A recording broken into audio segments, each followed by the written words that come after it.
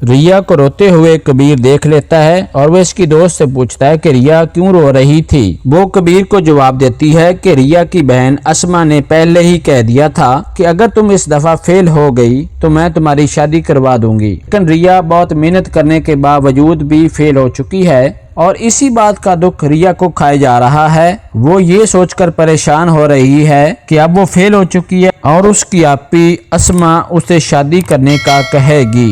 अस्मा इस दफा रिया को दोबारा चांस नहीं देने वाली।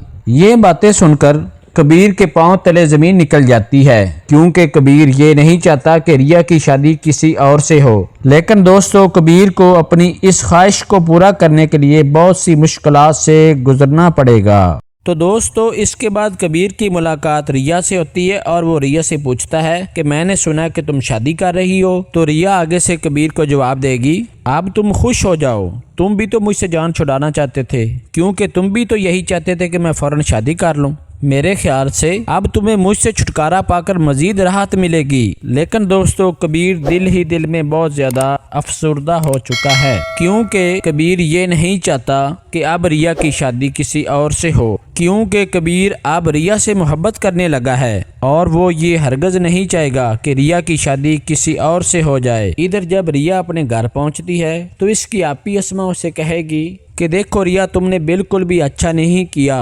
कबीर को जेल से छुड़ाकर। अगर कबीर पकड़ा रहता तो इसका होश ठिकाने आ चुका होता, क्योंकि हमारी तमाम परेशानियों और तकलीफ़ों के जिम्मेदार कबीर के घर वाले और कबीर है। लिहाजा मैं समझती हूँ कि कबीर को तुमने जेल से छुड़ाकर बहुत बुरा किया। और फिर वो रिया की शादी धूमधाम से करवाने की तैयारियां करने लगेगी। लेकिन दोस्तों, रिया भी शायद अब कबीर से मोहब्बत करने लगी है। वो भी ये नहीं चाहती कि उसकी शादी किसी और से हो। लेकिन दोस्तों, कबीर रिया का पीछा बिल्कुल भी नहीं छोड़ता।